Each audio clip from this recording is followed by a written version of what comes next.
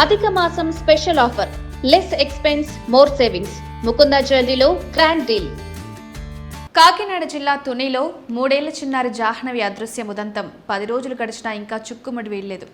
అత్యాధునిక డ్రోన్లు, NDRF, SDRF బృందాలతో అడవిని అణువణువు జల్లెడ పడుతున్న చిన్నారి జాడ దొరక్కపోవడం కుటుంబ సభ్యులను, స్థానికులను తీవ్ర వేదనకు గురిచేస్తోంది. భిన్నాభిప్రాయాలు వ్యక్తమవుతున్నాయి. సిఐ చెన్నకేశవరావు అనుమానం ప్రకారం చిన్నారి అదృశ్యం వెనుక కొండ చిలువ పాత్ర ఉందేమోనన్న అనుమానాన్ని తుని రూరల్ సిఐ వ్యక్తం చేశారు.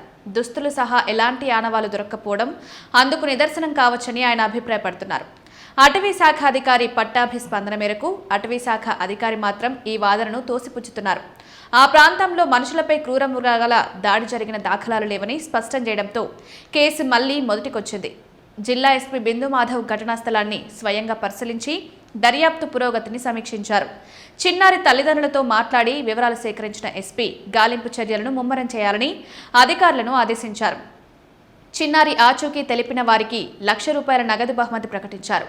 ఇదిలా ఉంటే చిన్నారి జాహ్నవి కనిపించకుండా పోయిన సమయంలోనే చనిపోయిన పెంపుడు కుక్క మృతిపై కూడా విచారణ వేగవంతమైంది. ప్రాథమిక విచారణలో డీహైడ్రేషన్ కారణమని తేలినప్పటికీ దీనిపై పూర్తి స్పష్టత కోసం మృతదేహానికి పోస్టుమార్టం నిర్వహించి నమూనాలను విశాఖ ల్యాబ్కు పంపించారు.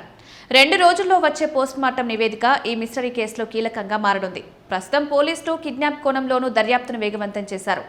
10 రోజులుగా గాలిస్తున్నా చిన్నారి జాడ లభించకపోవడంతో ఆ ప్రాంతంలో ఉత్కంఠ నెలకొంది. మరోవైపు చిన్నారి జాహ్నవి ఆచూకీ కోసం అత్యాధునిక థర్మల్ డ్రోన్లను వినియోగిస్తున్నారు హనుమాన్ బృందాలు. థర్మల్ కెమెరాలతో అమర్చిన ఈ డ్రోన్లు వేడి ఆధారంగా చిత్రాలను గుర్తించి రికార్డు చేస్తాయి. ముఖ్యంగా అటవీ ప్రాంతాల్లో పగలు, రాత్రి సమయాల్లో మనుషులు, జంతువుల కదలికలను గుర్తించడంలో ఇవి కీలకంగా పనిచేస్తాయి. లైవ్ వీడియో ప్రసారం, జీపీఎస్ ట్రాకింగ్ వంటి సాంకేతిక సదుపాయాలు ఈ డ్రోన్ల ప్రత్యేకత. చిన్నారి జాహ్నవి ఆచూకీ కోసం హనుమాన్ బృందాలు ఈ థర్మల్ డ్రోన్ల సహాయంతో గాలింపు చర్యలను ముమ్మరం చేశాయి. అర్ధరాత్రి దాటిన తర్వాత కూడా చిన్నారి అదృశ్యమైన ప్రాంతంలోని అడవులు, పామాయిల్ తోటలు, పరిసర ప్రాంతాలను జల్లెడపడుతున్నారు.